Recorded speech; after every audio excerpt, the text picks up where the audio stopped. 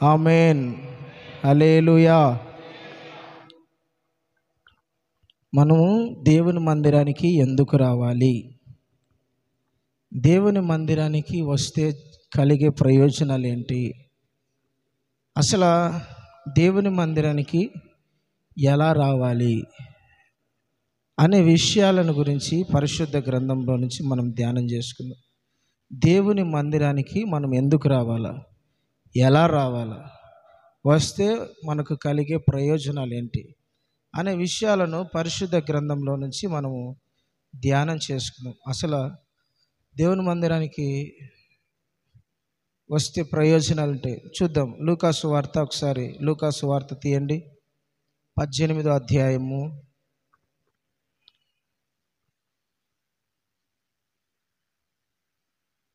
లూకాసు వార్త 18వ అధ్యాయము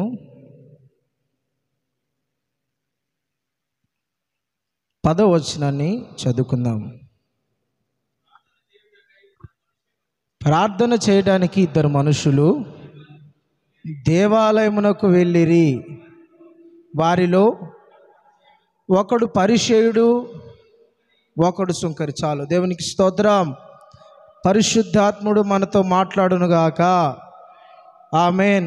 దేవుని మందిరానికి ఎందుకు వెళ్ళాలి, ఎలా వెళ్ళాలి, వెళ్ళటం వల్ల వచ్చే ఆశీర్వాదాలు ఏంటి, మేలులేంటి, దేవుని మందిరంలో దాగున్న ఉపకారాలు, మేలులేంటో మనం ఈరోజు ధ్యానం చేసుకుంటున్నాము. దేవుని బిడ్డలారా, యేసయ్య ఒక ఉపమానంగా ఈ మాట చెప్తున్నాడు.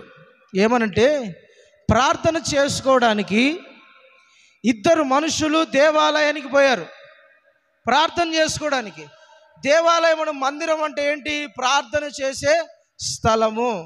మన ప్రార్థన దేవుడు వినే స్థలము, చోటు.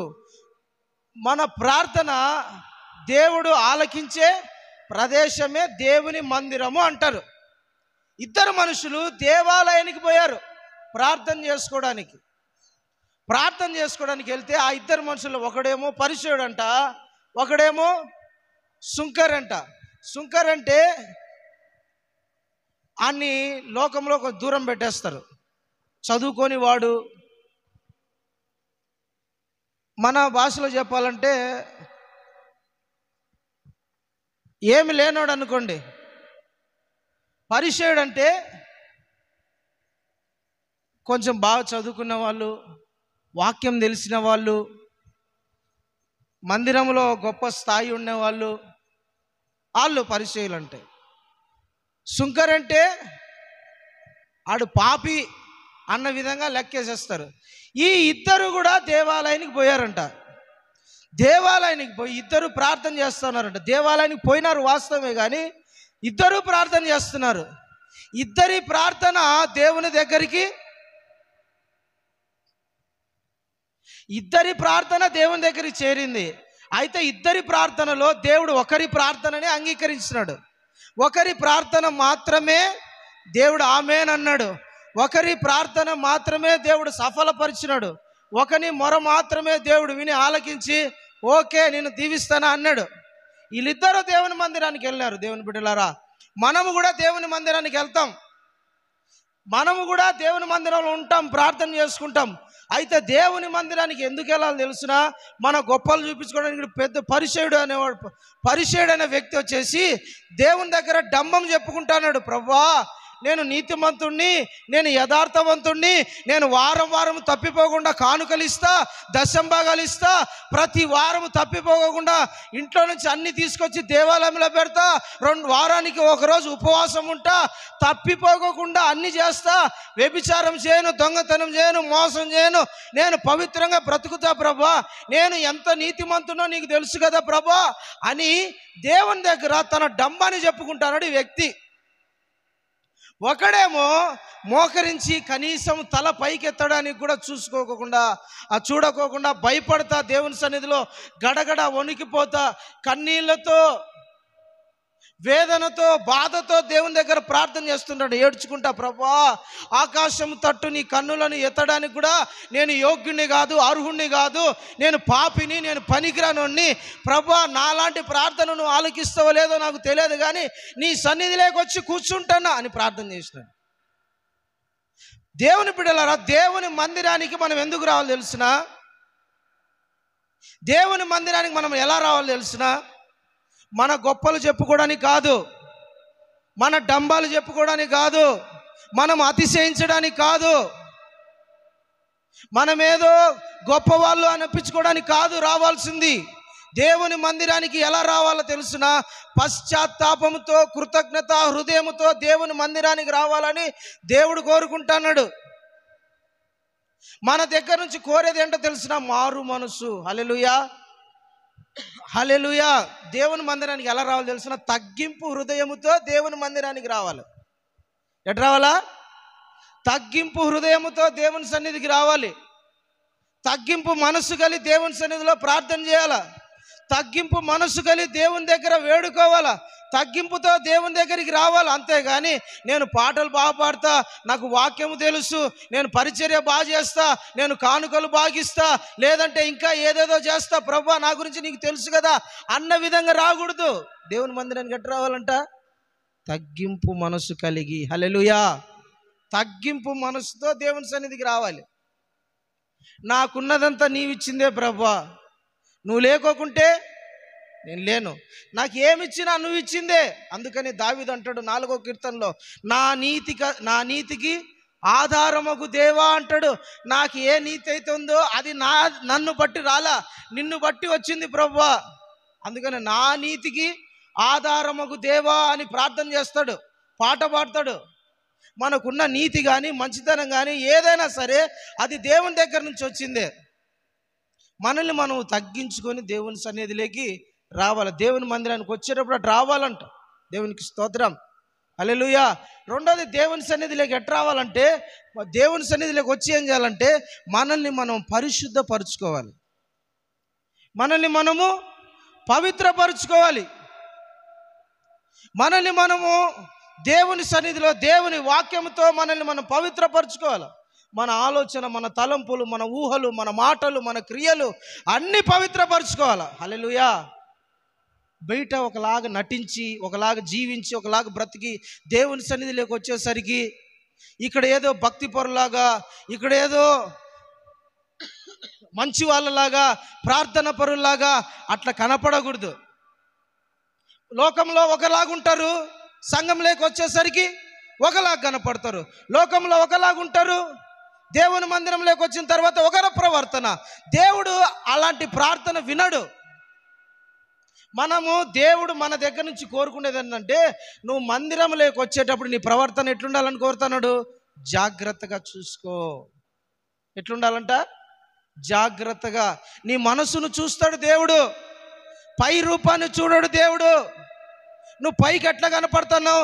మంచి చీర కట్టుకున్నావా, మంచి డ్రస్సులు వేసుకున్నావా, సెంటు కొట్టుకొని వస్తున్నావా, అలంకారం తీసేసి వస్తున్నావా, అలంకరించుకొని వస్తున్నావా? దీని మీద మనసు కాదు, హృదయము చూస్తాడు దేవుడు. ఆ హృదయము దేవుని సన్నిధిలోకి వచ్చేసరికి కల్మషము లేకోకుండా ఉండాలంట. 10వ అధ్యాయం 21 చదవండి దేవుని బిడ్డలారా. 21 చదవండి. హెబ్రీ పత్రిక 10వ అధ్యాయము 20వ అధ్యాయము 10వ అధ్యాయము 21, 22 చదవండి.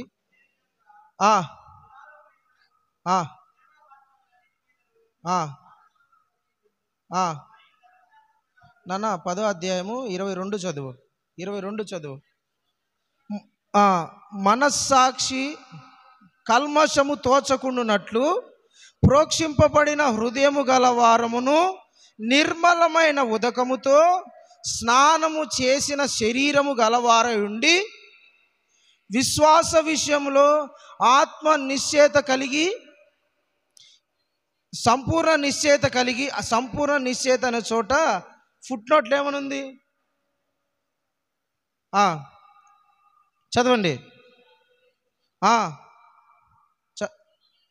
సంపూర్ణ నిశ్చయత కలిగి యథార్థమైన హృదయముతో మనము దేవుని సన్నిధానమునకు చేరుదము. హల్లెలూయా. దేవుని సన్నిధికి చేరేటప్పుడు, అంటే దేవుని మందిరానికి వచ్చేటప్పుడు దేవుని బిడ్డలారా, ఒకటి తగ్గించుకొని రావాలి. రెండు ఎలా రావాలి? యథార్థ హృదయముతో, పరిశుద్ధమైన హృదయముతో, నిర్మలమైన మనస్సాక్షితో, కడగబడిన శరీరములంట. ఎట్లంట? హృదయము కడగబడాలి, శరీరము కడగబడాలి, మనస్సాక్షి కడగబడాలి. దేవుని సన్నిధికి వచ్చేటప్పుడు అంట, ఏదో పైకి ఒకలాగా జీవిస్తా, లోపల ఒకలాగుంటా, శరీరం ఒకలాగా, ఆత్మ ఒకలాగా, మనస్సు ఒకలాగా పెట్టుకొని దేవుని సన్నిధిలోకి రాకూడదు. ఎట్లా రావాలంట దేవుని మందిరంలోకి అంటే తెలిసిన మన హృదయం కడగబడిన వాళ్ళగా ఉండాలంట. నిర్మలమైన మనస్సాక్షి అంటే వాషింగ్ పౌడర్ నిర్మా అనేది ఒకటి ఉంటుంది కదా. బుడద పూసుగా ఉంటాడు వాడు. యాడ్లో ఒకసారికి సర్రని ఒకటి సార్ అంటే వెళ్ళిపోతే బుడద అంతంతా పోయి ఏమైపోతుంది, అప్పటికప్పుడు తెల్లగా అయిపోతుంది. మనం వాడిని ఎవరినో చూపించాడు పిల్లోని, సర్ఫ్ ఎక్సెల్ కదా, నిర్మల్ పౌడర్ ఏదో అది, బుడదలో మునిగింటాడు వాడు. ఒకసారి పైకి వచ్చేసరికి ఆ యాడ్ వస్తుంది, అట్టొచ్చి నిర్మల్ పౌడర్ది, సర్ఫ్ పౌడర్ అట్లా వస్తుంది. అట్లా వచ్చిన వెంటనే ఆయన చూసుకోండి, అసలు తెల్లగా అయిపోతాయి గుడ్డలు, మురికి బుడద ఉన్న కలర్లంతా తెల్లగా అయిపోతాయి. నిర్మలమైన, మనం దేవుని మందిరానికి వచ్చినప్పుడు ఎట్లా రావాలంట?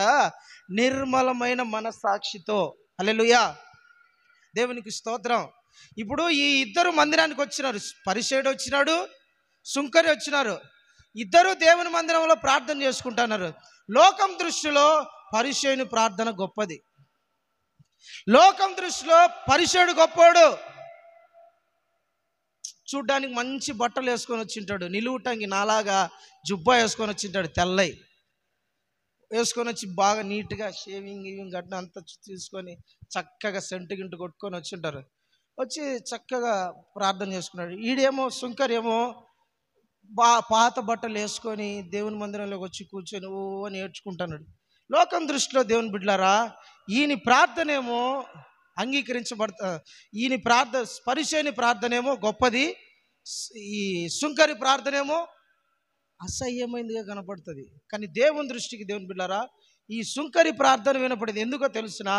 నిర్మలమైన, అంటే నా హృదయం కడుక్కోవాలి, నా పాపములు తొలగించబడాలి, నా జీవితాన్ని దేవుడు సరి చేస్తున్నాడు, నేను దేవుని సన్నిధిలోకి పోయి నిలబడాలా, దేవుని సన్నిధిలోకి పోయి ఉంటే ఆయన నన్ను పరిశుద్ధపరుస్తాడు, నాలో దాగి ఉన్న పాపము కల్మషము అంతా తీసిపడేస్తాడు, ఇక మీద నేను పవిత్రంగా బ్రతకడానికి దేవుని మందిరానికి వెళ్ళాలా, నేను దేవునిలాగా మారిపోవాలా, పరిశుద్ధంగా బ్రతకాలన్న ఆశతో దేవుని మందిరానికి వెళ్తాడు.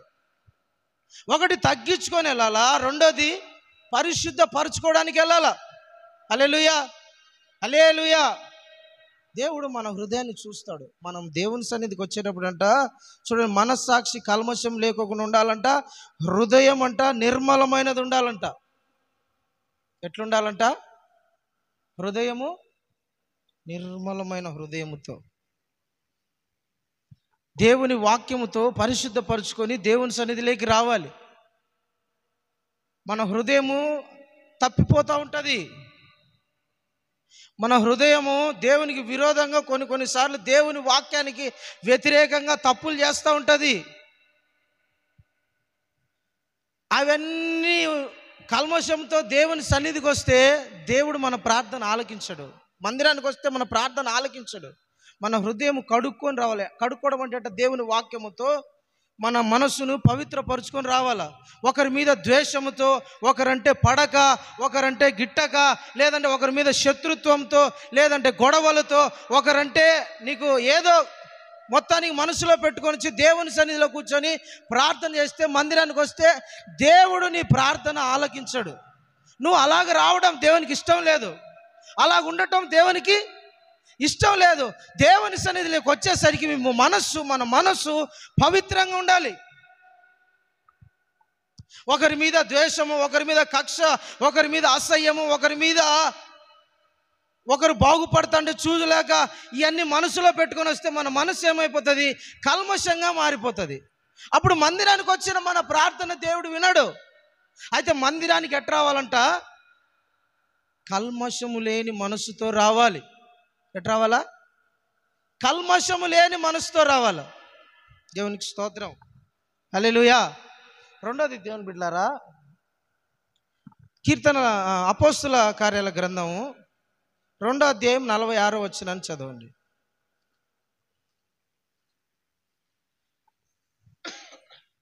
చదవండి. అపోస్తుల కార్యాల గ్రంథం 2వ అధ్యాయము 46వ వచనం. మరియు వారు ఏక మనస్కులై ప్రతి దినము దేవాలయములో తప్పక కూడుకొనుచు ఇంటింటా రొట్టె విడుచుచు దేవుని స్తుతించుచు ప్రజలందరి వలన దయ పొందిన వారై. హల్లెలూయా. చూడండి దేవుని బిడ్డలారా, దేవుని మందిరానికి ఎందుకు వెళ్ళాలి తెలిసిన? ఎలా వెళ్ళాలి తెలిసిన? ఎందుకు వెళ్ళాలంట? ఎలా వెళ్ళాలి? ఏక మనస్సు, ఎట్లంట? ఏక మనస్కులై, ఒకే మనస్సుతో సంఘంలోకి వచ్చిన తర్వాత, దేవాలయంలోకి వచ్చిన తర్వాత, పరిశుద్ధపరచబడిన తర్వాత, యేసుని నీ సొంత రక్షకునిగా అంగీకరించిన తర్వాత, బాప్తిసం తీసుకున్న తర్వాత, బల్ల తీసుకున్న తర్వాత నీ మనస్సు పరిశుద్ధులతో ఒకటిగా మారిపోవాలి. అర్థమైందా? ఏక మనస్కులై ఉన్నారంట దేవాలయంలో, దేవుని మందిరంలో. రెండోది ఏంటో తెలిసిన? దేవుని మందిరానికి ఎందుకు వస్తున్నారంట? ప్రతి దినము తప్పిపోకుండా స్తుతించడానికి వస్తున్నారు. దేనికి వస్తున్నారు? స్తుతించడానికి, దేవుని మహిమపరచడానికి. దేవుని ప్రార్థన వేరు, విజ్ఞాపన వేరు, స్తుతించడం వేరు. స్తుతి అంటే పొగడటం, ప్రైజ్. ఆరాధించడం, పొగడటం అని అర్థం. స్తుతించడానికి వస్తున్నారు వీళ్ళు. ప్రతి దినము దేవాలయంలో తప్పిపోకుండా స్తుతించడానికి వస్తున్నారు. ఏ రోజైనా మనం స్తుతించడానికి దేవుని మందిరానికి వస్తున్నామా? మన మనస్సు దేవుని మందిరానికి వచ్చేటప్పుడు ఎట్లుండాలంటే తెలిసిన? స్తుతించడానికి రావాలి, దేవుని ఘనపరచడానికి రావాలి, దేవుని కీర్తించడానికి రావాలి, దేవుని పొగడ్డానికి రావాలి, దేవుని ఘనపరచడానికి రావాలి. అట్ట కాదు మనం వచ్చేది. కొంతమంది దేవుని మందిరానికి ఎందుకు వస్తారు తెలుసిన? చాలా మంది, మ్యాక్సిమం క్రైస్తవులు దేవుని మందిరానికి వాళ్ళ సమస్యలు చెప్పుకోవడానికి, వాళ్ళ ఇబ్బందులు చెప్పుకోవడానికి ఇట్లా వస్తారు దేవుని మందిరానికి. కానీ ఏ రోజుకు చాలా మంది, మ్యాక్సిమం క్రైస్తవులు దేవుని స్తుతించాలా, దేవుని గణపరచాలా, దేవుడు నాకు ఈ వారం అంతా నన్ను కాచి కాపాడినాడు, నన్ను నడిపించినాడు, ఆయుష్నిచ్చినాడు, ఆరోగ్యాన్ని ఇచ్చినాడు, బలాన్ని ఇచ్చినాడు, జ్ఞానాన్ని ఇచ్చినాడు, ప్రమాదాల నుండి, ఇరుకుల నుండి, ఇబ్బందుల నుండి, పోరాటాల నుండి దేవుడు నన్ను తప్పించినాడు కనుక ఆయన నేను స్తుతించడానికి మందిరానికి వెళ్ళాలి అన్న ఈ కోరికతో రారు. ఎందుకు వస్తారు మందిరానికి చాలా మంది? నా సమస్యలు చెప్పుకోవాలి, నా ఇబ్బందులు చెప్పుకోవాలా, నా ఇంట్లో కష్టాలన్నీ దేవుడు తీర్చేయాలా, నా ఇంట్లో బాధలన్నీ దేవుడు తీసేసేయాలా, నా ఇంట్లో ఉన్న అప్పుల సమస్యలన్నీ దేవుని ఇంట్లో ప్రార్థన చేయరు. ఇట్లాంటి వాళ్ళంతా, ఇట్లాంటి వాళ్ళంటే ఇంట్లో ప్రార్థన ఉండదు. దేవుని మందిరానికి వచ్చేటప్పుడు దేవుని బిడ్డలారా ఒక క్రమముగా రావాలి, భయభక్తులతో రావాలి. దేవుని సన్నిధికి వచ్చేటప్పుడు ఒకటి తగ్గించుకుంటూ రావాలా, 2 పవిత్రమైన హృదయం నాకు కావాలి ప్రభు అని రావాలా, 3 ఎటు రావాలంట? దేవుణ్ణి స్తుతించడానికి రావాలి, స్తుతించడానికి రావాలి, దేవుని ఘనపరచడానికి రావాలి, పొగడడానికి రావాలి, ఆరాధించడానికి రావాలి. దేవునికి స్తోత్రం, హల్లెలూయా. దేవుడు చేసిన మేలులను బట్టి, ఉపకారాలను బట్టి, దేవుడు చేసిన గొప్ప కార్యాలను బట్టి, రక్షణ కార్యాలను బట్టి, దేవుడిచ్చిన మనకి ఇచ్చిన ఈ జీవితాన్ని బట్టి మనం ప్రభుని స్తుతించడానికి దేవుని మందిరానికి రావాలి. దేవుడు చేసిన మేలులను అనుభవించినట్టు దేవుని మందిరంలో మనం స్తుతించకుండా ఉండలేం. దేవుని బిడ్డలారా, మనము ఇప్పుడు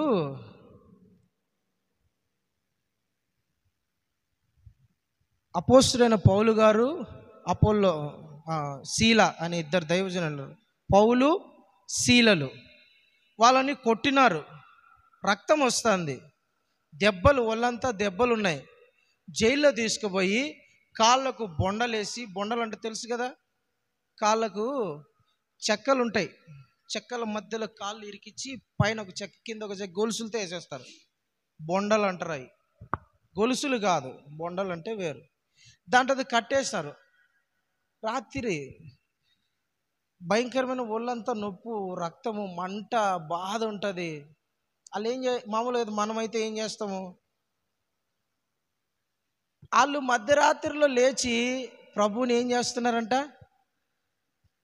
ప్రభువుని ఏం చేస్తున్నారు, కీర్తనలను పాడుచు ప్రార్థించుచు, కీర్తనలు పాడుచు ఉండిరి. హల్లెలూయా. మధ్యరాత్రి వేళ లేచి వాళ్ళు దేవుని స్తుతిస్తున్నారు. మధ్యరాత్రి లేచి దేవుని పాటలు పాడుతున్నారు.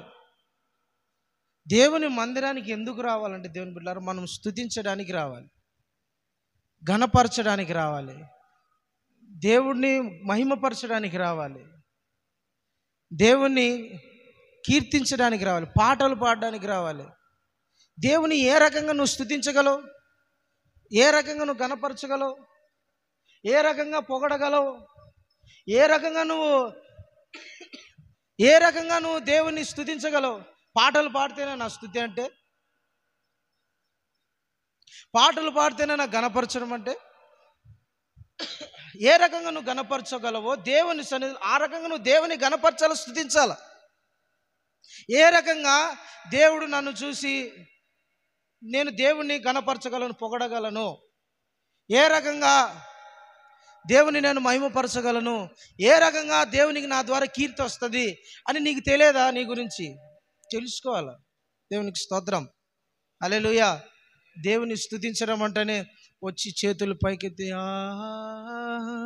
హల్లెలూయా అండి అయిపోతానే వెళ్ళిపోవడమే నా స్తుతి అంటే. అదొకటే కాదు కదా స్తుతించడం అంటే. వాళ్ళు ఏక మనస్కులై, ఎట్లంట, ఒక్క మనస్సు గలవారై. సంఘంలో అందరూ ఒక్క మనసుతో ఉన్నారు, ఒక్క మనసు కలిగి ఉన్నారు, ఒక్క మనసుతో దేవుని మందిరానికి వచ్చినారు, ఒక్క మనసుతో దేవుని స్తుతిస్తున్నారు, ఒక్క మనసుతో దేవుని ఘనపరుస్తున్నారు, ఒక్క మనసుతో దేవుని ఆరాధిస్తున్నారు. దేవునికి స్తోత్రం. Praise the lord.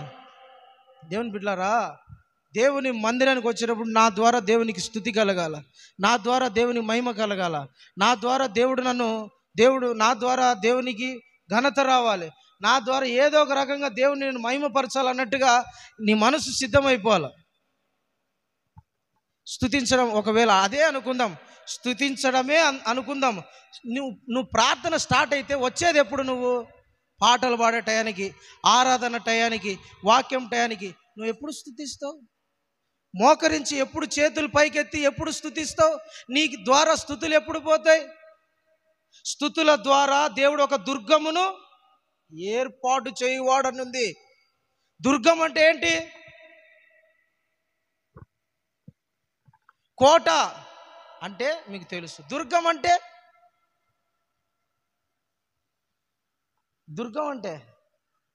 ఏంటి? దుర్గం అంటే చెప్పండి.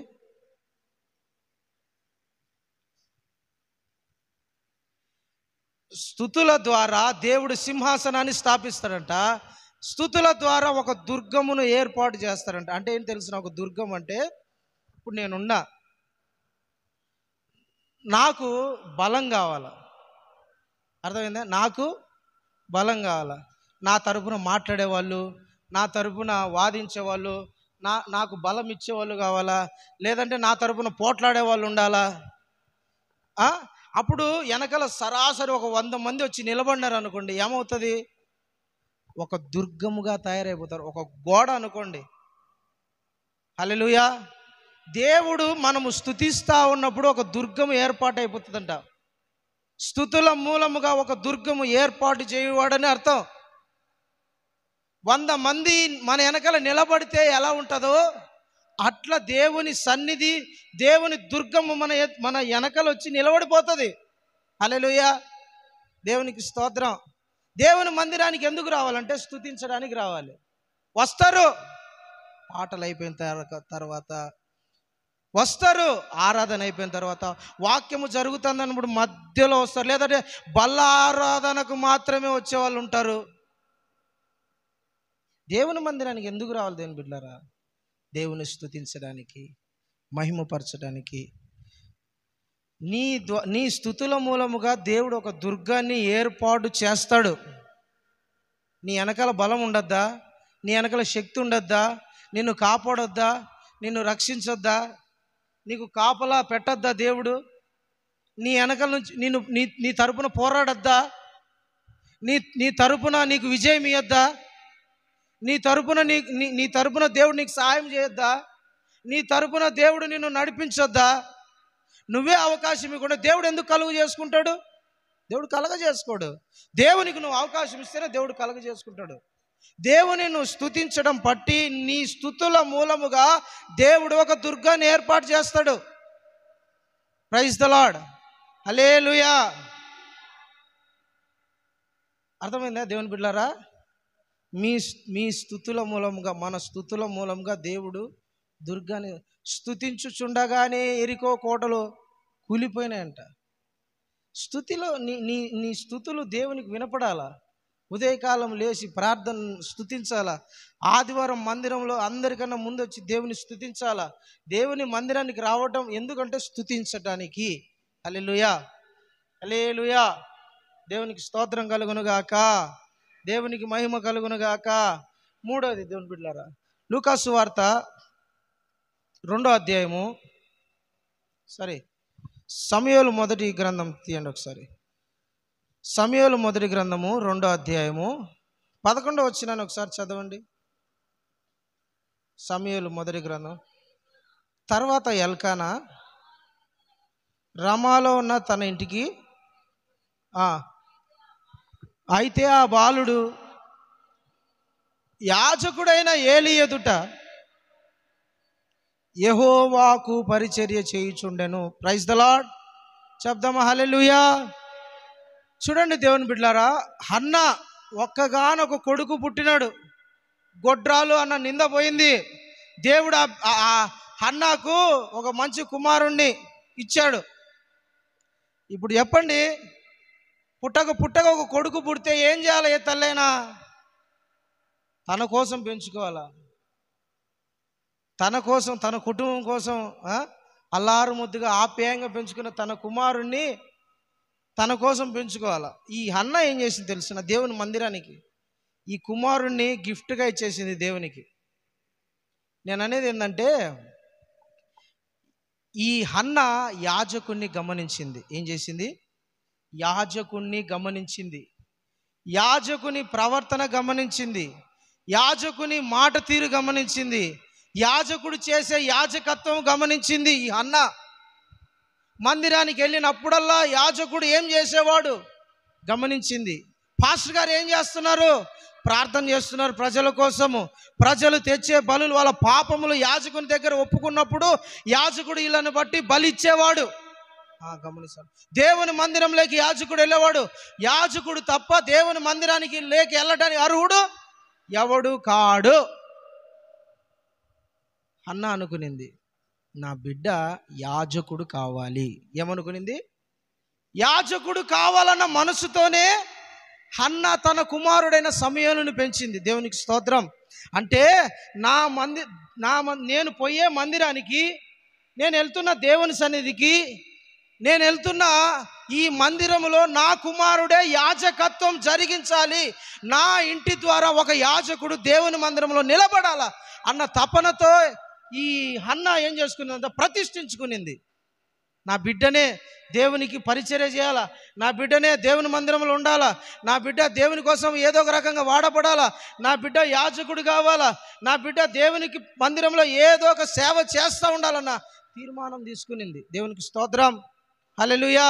దేవుని మందిరానికి ఎందుకు రావాలంటే కృతజ్ఞతార్పణతో రావాలి. ఎలా రావాలా? కృతజ్ఞతార్పణతో. చాలా మంది తమ పిల్లల్ని దేవునికి ప్రతిష్ఠించరు, తమ పిల్లల్ని దేవునికి సమర్పించుకోరు. మందిరంలోకి వస్తున్నావు కరెక్టే, కానీ నీ మందిరంలోకి వచ్చిన తర్వాత నీ పిల్లల్ని దేవునికి ప్రతిష్ఠించాలి. నా కొడుకు కూడా, నా కుమారుడు, నా బిడ్డ కూడా దేవుని కోసం వాడబడాలి, దేవునికి ఉపయోగపడంగా ఉండాలి. సువార్థికుని గాను, పరిచారకుని గాను, ప్రవక్తగాను, కాపరిగాను, యాజకునిగాను ఏదో ఒకటి ఈయన చేయి ప్రభు అని ఆశీర్వదించు ప్రభు, ఈయనకి సమర్పిస్తాను ప్రభు అని దేవుని మందిరంలో తనని తాను ప్రతిష్ఠించింది తన కుమారుణ్ణి. Praise the Lord, hallelujah. దేవుని బిడ్డలారా, వస్తాం, మనదంటూ మందిరంలో ఏది ఉండదు. వస్తాం, మన ద్వారా పరిచర్య జరగడానికి ఇష్టపడం. వస్తాం, మన ద్వారా దేవుని పని జరగడానికి చాలా మంది ఇష్టపడరు. మందిరానికి వస్తాము, పోతాం, అంతే. చాలా మంది ఈ ఈ ఏమంటారంటే ఈ మనసుతో, ఈ మైండ్ సెట్తో ఉండిపోయినారు చాలామంది. నా ద్వారా, నా కుటుంబం ద్వారా, నా పిల్లల ద్వారా పరిచర్య జరగాలి, సేవ జరగాలి. ఒకవేళ నిర్దాక్షిణంగా ఈ సేవ ఆగిపోయినా నా బిడ్డ దేవుని మందిరంలో దేవుని పరిచర్య, యాజకత్వము, పాస్టర్గా లేకుండా దైవజనునిగా కొనసాగించగలిగినట్టుగా ఇన్ని నేను సిద్ధపరచాలా అన్న మనసు చాలామంది తల్లిదండ్రులకు లేదు. నా బిడ్డ కలెక్టర్ కావాలా, నా బిడ్డ గొప్పవాడు కావాలా, నా బిడ్డ ఇంజనీర్ కావాలా, నా బిడ్డ అది కావాలా, ఇది కావాలనుకుంటారు. కానీ ఏ తల్లి అయినా, ఏ తండ్రి అయినా ఇట్లా ఆలోచించడం లేదు చాలామంది. దేవుని మందిరంలోకి వచ్చిన తర్వాత నీదంటూ, నీ కుటుంబంలో నుంచి ఎవరో ఒకరు దేవుని పరిచర్యకు రావాలి. హల్లెలూయా, హల్లెలూయా. అన్న తన బిడ్డను సమయాన్ని తీసుకొచ్చి దేవుని మందిరానికి ఇచ్చేసింది. ఎప్పుడైతే నీ కుమారుడు దేవుని మందిరంలో ఉంటాడో, యాజకుని చేయి ప్రతిష్ఠించబడుతుందో, యాజకుని ద్వారా, పాస్టర్ గారి ద్వారా ప్రతిష్టత జరుగుతుందో, ఆ దినం నుంచి దేవుని ఆత్మ తన మీదకి బలంగా దిగి వచ్చేస్తాడు. సమయాల గురించి రాయబడిన మాట, దాను మొదలుకొని బేర్షిబా వరకు అతని వంటి ప్రవక్త లేడంట. దాను మొదలుకొని బేర్షిబా వరకు అతని వంటి ప్రవక్త ఇంకొకడు లేడని దేవుడు సాక్ష్యం ఇచ్చాడు. అతను చెప్పిన ప్రవచనములో, మాటలో ఏది తప్పిపోలేదంట. దేవుడు అంతగా బిడ్డను ఆశీర్వదించాడు. కారణం, తన తల్లి ప్రతిష్ఠించుకుని, నా బిడ్డ దేవుని మందిరంలో ఉండాలి, పరిచర్య చేయాలి, దేవునికి సమర్పించుకోవాలి, దేవునికి నా బిడ్డ పరిచర్య చేసేవాడుగా ఉండాలి, ఏదో ఒక పని చేయాలి నా బిడ్డ, అంతే. వీడు పని చేయడం వల్ల, దేవుని మందిరంలో ఉండటం వలన దేవుడిని ఆశీర్వదిస్తాడు, దేవుని వీడిని వాడుకుంటాడు, దేవుడు వీడిని ఘనపరుస్తాడు. నేను ఘనపరిస్తే ఏమీ లాభం, దమ్మిడి ప్రయోజనం ఉండదు ఈయనకి. నేను ఎత్తిపెట్టినా, నేను ఏం చేసినా కూడా ఈయనకి ఏమీ లేదు. ఈయన్ని దేవుడు, నా బిడ్డను దేవుడు ఆశీర్వదించాలి, నా బిడ్డను దేవుడు ఘనపరచాలి, నా బిడ్డను దేవుడు దీవించాలి, నా బిడ్డ దేవుని కోసం వాడబడాలా, నా బిడ్డ దేవుని కోసం ఉపయోగపడాలా అన్న కాంక్ష తల్లిదండ్రుల్లో ఉండాలి. దేవునికి స్తోత్రం, హల్లెలూయా, ప్రైజ్ ద లార్డ్. మందిరానికి రావటం గొప్ప సంగతి కాదు, మన ద్వారా దేవుని పరిచర్య జరగాల, దేవుని మందిరంలో పరిచర్య జరగాలి, మన కుటుంబం ద్వారా పరిచర్య జరగాలన్న మనస్సు మనలోకి రావాలి. దేవునికి స్తోత్రం కలుగును గాక. బైబిల్ గ్రంథంలో చూడు, తమ పిల్లలను దేవునికి సమర్పించిన తల్లిదండ్రులు కానీ, కుటుంబం కానీ గొప్పగా దీవించబడి, గొప్పగా దేవుడు వాళ్ళని ఉన్నతంగా ఆశీర్వదించినాడు. ఉదాహరణ, అబ్రహాము ఎవరిని ప్రతిష్ఠించినాడు? ఇస్సాకును ప్రతిష్ఠించాడు. ఇతని ద్వారా నీ నిబంధనను నేను స్థిరపరుస్తానన్నాడు. ఇస్సాకు వలనైనది నా నిబంధన అన్నాడు. కనపరిచినాడా? అవునా? రిబకా యాకోబును దాచిపెట్టిందంట. రే, మీ తండ్రి దగ్గర ఆశీర్వాదం పొందురా, పొందురా, పొందురా, పొందురా, నువ్వు దేవునికి సొంతం రా, దేవుని కోసం ప్రతిష్ఠించబడిన వానివిరా అని ఈ రిబకా ఏం చేసిందంటే, యాకోబును పురిగొలిపి తండ్రి చేత ఎట్టైనా ఆశీర్వాదం పొందేటట్టు చేసింది. యాకోబు ఎట్టంటాడు? భూమి మీద ఒక దేశముగా ఏర్పడినవాడు. ప్రపంచ దేశాలకు ఇప్పుడు ఇజ్రాయెల్ దేశం అంటే గడగడ గడగడ వణికేంత సిచ్యువేషన్లో ఉన్నారు. కారణం, తన తల్లి ప్రతిష్ఠించింది. మోషేను తన తల్లి ప్రతిష్ఠించింది.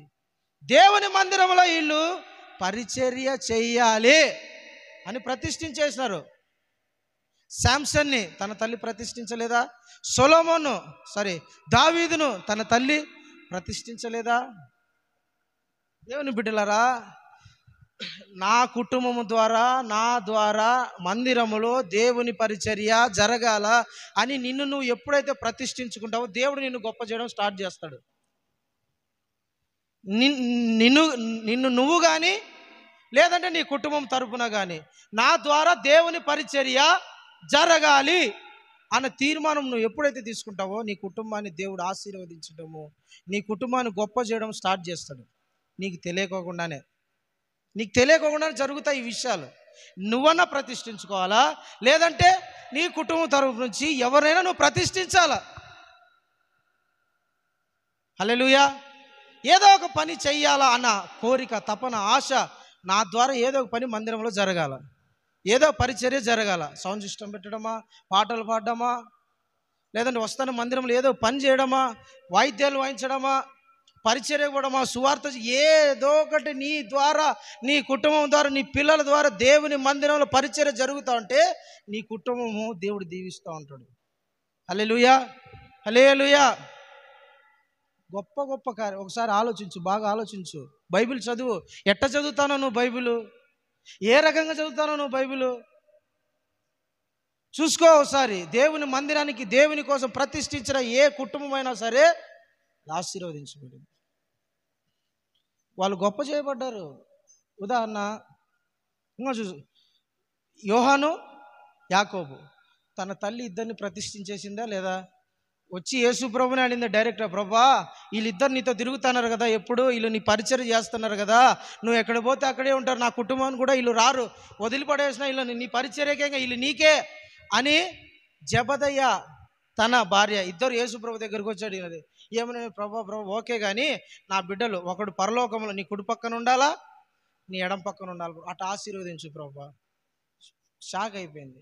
ఈ తల్లి వచ్చి ఏమనుకున్నది, ఏమన్నా అరుస్తుందేమో, ఏమయ్యా ఏసయ్యా, ఎప్పుడు వీళ్ళు ఇంత వయసుకు వచ్చినారు, మాకు తినడానికి 4 గింజలు ఏమైనా పెడతారేమో అని వీళ్ళని నేను సాగితే వీళ్ళు నీ అంటమ్ముడు తిరుగుతాను, నువ్వన్నా చెప్పేది లేదేమయ్యా అంటదేమో అని అనుకుంటారు మామూలుగా. ఇద్దరు ఉంటే కొడుకులు, ఇద్దరు యేసయ్యని వెంబడిస్తున్నారు. యోహాను వెంబడిస్తున్నారు, యాకోబు యేసు, ఎక్కడికి పోయినా యేసయ్యతో తిరుగుతున్నారు. మంచి యవన వయసులో, అంటే 18-19 సంవత్సరాలు ఇద్దరికి. ఆ వయసులో తల్లిదండ్రులు ఉపయోగంగా ఉండద్దా? వచ్చి ఇంటిని వదిలిపెట్టేసినారు, వ్యాపారాన్ని వదిలిపెట్టేసినారు, తండ్రిని వదిలిపెట్టేసినారు, దేవుని కోసం, ఇంకా ప్రభు కోసం, ప్రభు పరిచర్యలో తిరుగుతూ ఉన్నారు.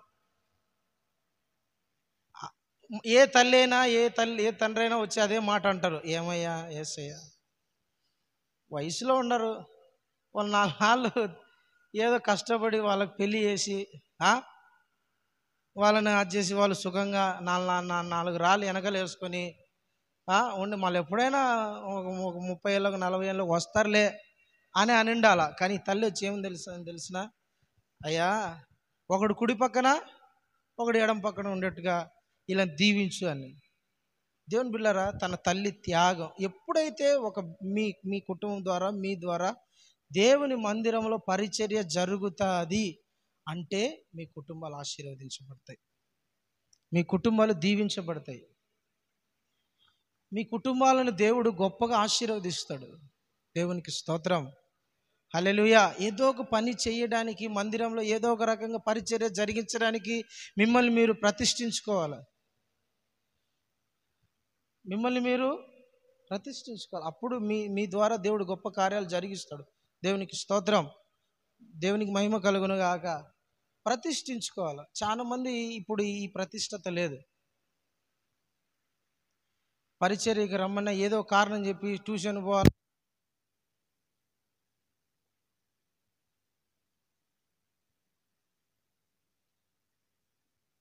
బ్రెయిన్ ట్యూమర్ వచ్చింది, మర్యాదగీడు మొదటిసారి పిలిచినప్పుడు పోయింటే దానికి ఏదో ఒకటి పరిష్కారం చూసేవాడుగా.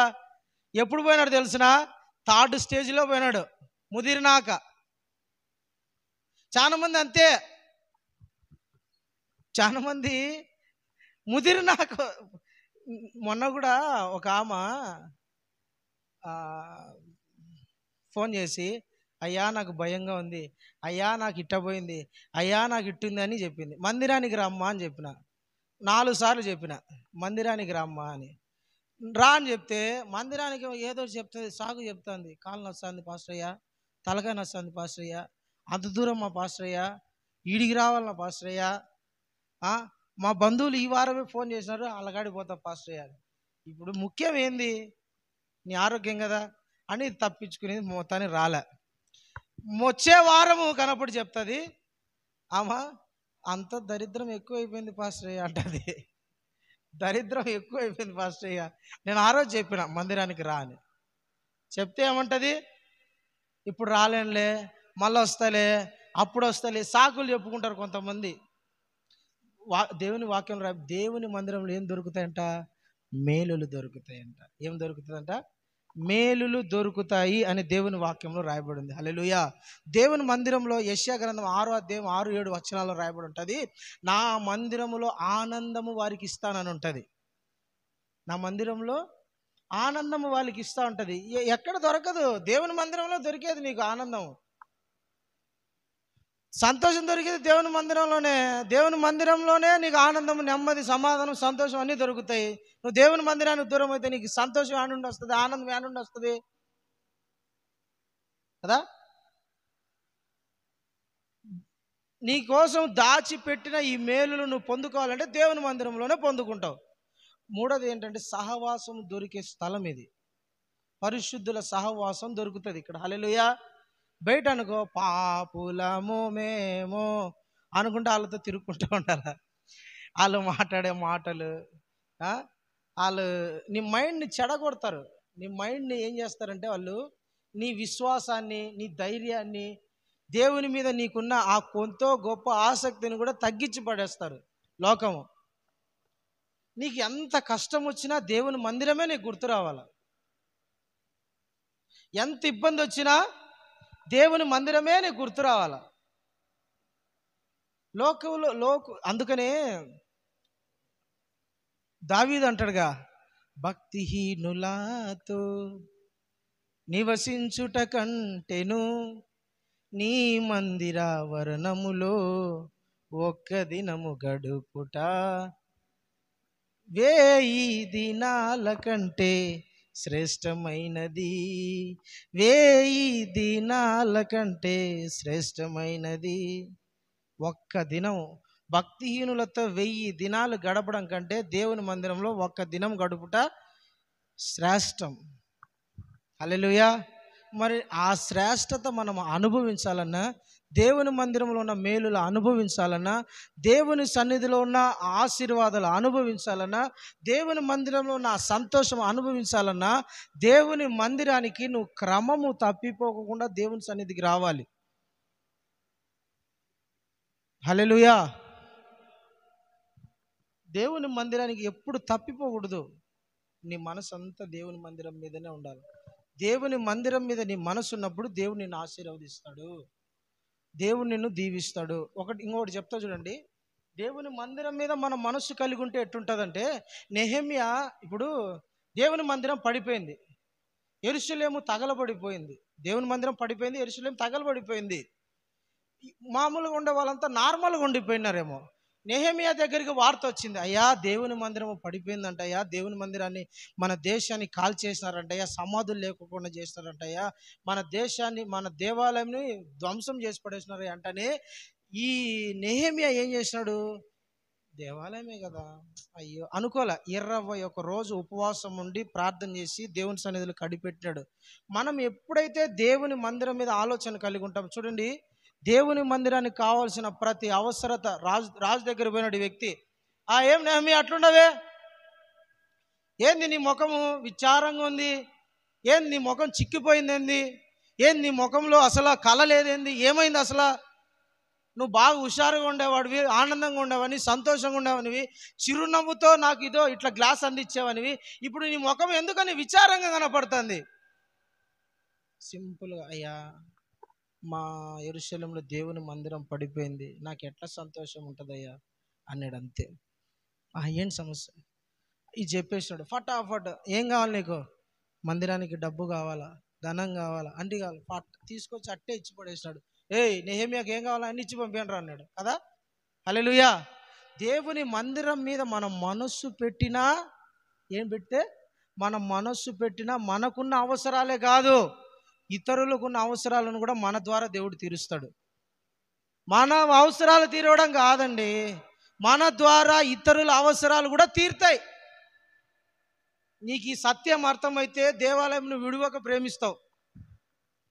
ఈ మర్మం అర్థమైతే దేవాలయాన్ని ప్రేమించుకోకుండా ఉండలేవు. దేవుని సన్నిధిలో దాగి ఉన్న మేలును ఒకసారి రుచి చూస్తే నువ్వు దేవుని మందిరాన్ని విడిచిపెట్టుకోకుండా అసలు విడిచిపెట్టి అట్టే హత్తుకొని ఉంటావు. దేవుని మందిరం ఎప్పుడెప్పుడు దేవుని మందిరం తెరచుంటే పరిగెత్తుదామా అన్న కాంక్ష ఉంటుంది. నువ్వు అది అనుభవించలేదు కాబట్టి, నువ్వు రుచి చూడలేదు కాబట్టి దేవుని మందిరం మీద నువ్వు ప్రేమించలేకున్నావు. అనుభవించాలి ఆ రుచి, ఆ మేలులు. హల్లెలూయా, దేవునికి స్తోత్రం. కాబట్టి దేవుని మందిరమును విడువక ప్రేమించాలి. దేవునికి స్తోత్రం కలుగును గాక. హల్లెలూయా. దేవుని మందిరం మీద నీ మనసు ఉంచాలా, దేవుని మందిరం మీద నీ ఆలోచన ఉంచాలా, క్రమంగా రావాలా, మర్యాదగా తగ్గించుకొని ఉండాలా. మందిరంలోకి వచ్చేసరికి మనల్ని మనం కడుగుబడి రావాలా. దేవుడు మనల్ని గమనిస్తూ ఉంటాడన్న భయభక్తులతో రావాలా. రెండోది ఎటు రావాలంట? స్తుతించుతూ దేవుని మందిరానికి రావాలా. కృతజ్ఞత అర్పణలు తీసుకొని దేవుని మందిరానికి వచ్చేటప్పుడు ఎటు రావాలంట? కృతజ్ఞత అర్పణలు చెల్లిస్తూ దేవుని మందిరంలోకి రావాలని ఉంది. నువ్వు వారం అంతా కష్టపడిన దాంట్లో నుంచి కృతజ్ఞత అర్పణగా దేవునికి తీసుకొని వచ్చి దేవుని మందిరంలో పెట్టాలని ఉంటుంది. దేవుని మందిరానికి వచ్చేటప్పుడు ఎట్లా రావాలంట? కృతజ్ఞత అర్పణతో ఒక అర్పణ చేతిలో పట్టుకొని రావాలా. ఇదో ప్రభువా, ఈ వారం అంతా కష్టపడినానయ్యా, ఈ వారం అంతా అయ్యా నువ్వు ఇచ్చిన ఈ ఈ ధనాన్ని బట్టి దీన్ని బట్టి నీకు స్తోత్రమయ్యా. ఇదిగో ప్రభువా, కృతజ్ఞత అర్పణ తీసుకొని వచ్చిన, ఆశీర్వదించు ప్రభువా అని తీసుకురావాలంట. 100వ కీర్తనలో ఉంది, 4వ చరణంలో, కృతజ్ఞత అర్పణలు చెల్లించుచు ఆయన గుమ్మంలోకి ప్రవేశించాలంట. దేవునికి స్తోత్రం. హల్లెలూయా. కృతజ్ఞత అర్పణలు. ఏ అర్పణ? కృతజ్ఞత అర్పణ అంటే అది అడిగి తీసుకుండేదే, అడగాలన్న దాన్ని. కృతజ్ఞత అర్పణ అంటే స్వేచ్ఛగా ఇచ్చేదని. దేవుడు నా జీవితంలో చేసిన మేలులను బట్టి, దేవుడు నా జీవితంలో చేసిన ఈ ఉపకారాలను బట్టి నేను దేవునికి కృతజ్ఞత అర్పణ తీసుకొని వెళ్తానా. ప్రభా, ఇదిగో నీ కోసమని నేను ఈ కృతజ్ఞత అర్పణ తెచ్చిన ప్రభా అని దేవుని మందిరంలో పెట్టాలి. Praise the Lord. హల్లెలూయా. దేవుని మందిరము అది. ఒకసారి యెషయా గ్రంథము 5వ అధ్యాయం 56వ అధ్యాయం తీయండి. 6-7 వచనాలు చదవండి, నేను ముగించేస్తాను.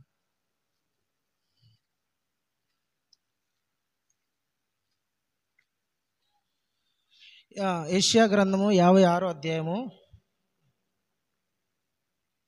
యెషయా గ్రంథము 56వ అధ్యాయము చదువు నాన్న, 6-7 వచనాలు. విశ్రాంతి దినమును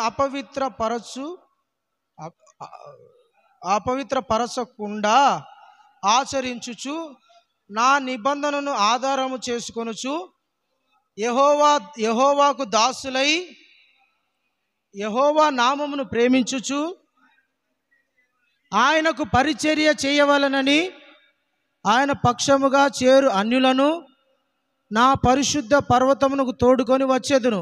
నా మందిరములో వారిని ఏం చేస్తారంట? హల్లెలూయా. నా మందిరంలో వాళ్ళని ఆనందింపజేస్తా. క్రొవ్విన దూడ ఎట్లయితే గంతులేస్తుందో అట్ట వాళ్ళు గంతులేస్తారని ఉంటుంది. స్తోత్రం. Praise the lord. విశ్రాంతి దినాన్ని అపవిత్రపరచుకోకుండా దేవుణ్ణి ప్రేమిస్తా, దేవుని వెంబడిస్తూ ఉండే వాళ్ళను దేవుడు అంటే ఆనందింపజేస్తాడని ఉంటుంది. ఈ దినాలు చాలా మంది ఆనందం లేదు, సంతోషం లేదు, సమాధానం లేదు, నెమ్మది లేదు. ఎట్లా దొరుకుతుంది నీకు? దేవుని మందిరాన్ని నువ్వు విడిచిపెట్టి తిరుగుతూ ఉంటే, దేవుని మందిరం మీద నీకు మనసు లేకపోతే, దేవుని ప్రేమించకపోతే, నీకు ఆనందం దొరకాలంటే నువ్వు దేవుని మందిరాన్ని ప్రేమించాలి కదా. దేవుని మందిరాన్ని ఎప్పుడైతే నువ్వు విడువక నువ్వు ప్రేమిస్తావో, దేవుడు నిన్ను ఆయన మందిరంలో నిన్ను ఆనందంతో నింపుతాడు. హల్లెలూయా. దేవుని మందిరాన్ని నువ్వు విడువక ప్రేమించినప్పుడే నీకు ఆనందం దొరుకుతుంది. ఈ మర్మం నువ్వు గుర్తుపెట్టుకోవాలా. నా మనసు దేవుని మీద ఎంత ఉందో దేవుని మనసు నా మీద అంత ఉంటుంది. ఒక ఉదాహరణ చెప్తా. మన లోకపరంగానే ఆలోచించండి. మన లోకపరంగానే ఆలోచించండి. ఇప్పుడు మీ ఇంట్లో పెళ్లి జరుగుతూ ఉంది. మీ ఇంట్లో పెళ్లి జరుగుతూ ఉంటే 10 మందిని పిలిచినారు. కరోనా అనుకో, అప్పుడు కరోనా టైంలో 10-20 మందికే ఏదేది ఆహ్వానం. ఎక్కువ మంది వస్తే పెళ్ళి క్యాన్సల్, అన్నీ క్యాన్సల్. కరోనా టైంలో 10 మందిని పిలిచినారు.